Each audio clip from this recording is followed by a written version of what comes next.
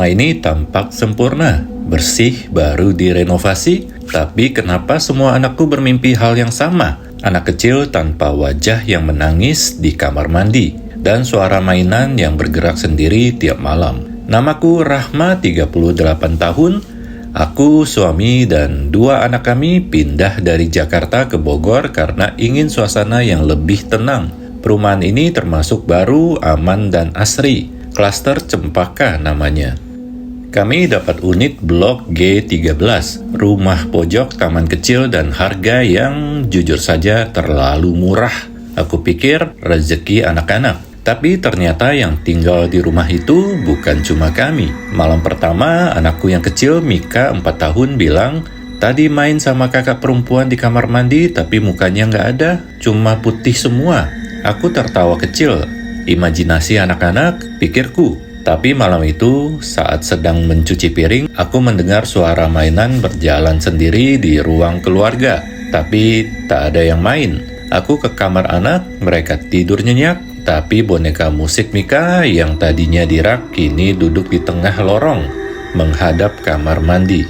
Aku mulai bertanya ke ibu-ibu tetangga, tapi saat ku sebut G13, mereka semua saling pandang lalu diam. Satu dari mereka, Bu Widya, akhirnya bicara diam-diam. "Dulu ada rumah yatim di sini. Waktu klaster dibangun, rumah itu digusur. Tapi waktu terbakar masih ada 13 anak di dalam.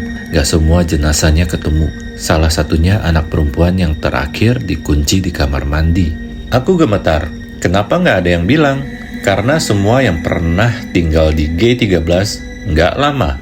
Yang paling lama cuma 40 hari. Hari ke-17 kami tinggal, suasana makin parah.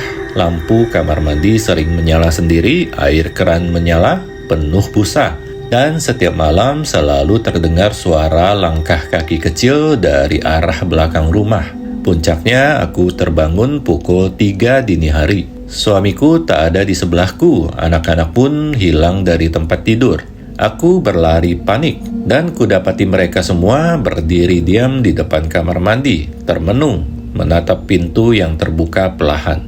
Dan dari dalam muncul bayangan anak perempuan dengan gaun terbakar dan wajah putih polos tanpa mata. "Main lagi ya?" Aku menjerit, menarik anak-anak, tapi suamiku matanya kosong. Ia terus menatap ke dalam kamar mandi. Kami kabur malam itu juga, naik mobil, tak bawa apa-apa. Kami pindah ke rumah kontrakan. Beberapa hari kemudian, aku cek CCTV rumah lama dari HP. Pukul 3 pagi terlihat gerbang terbuka sendiri. Boneka Mika yang kami tinggalkan di dalam rumah berjalan sendiri dari ruang tamu menuju pintu depan, lalu jatuh seolah dibanting. Dan dalam rekaman itu terdengar suara halus, "Rumah ini bukan untuk kalian." Rumah blok G13 sekarang kembali kosong, tapi masih dijual online. Harga makin turun, dan deskripsi iklannya selalu sama.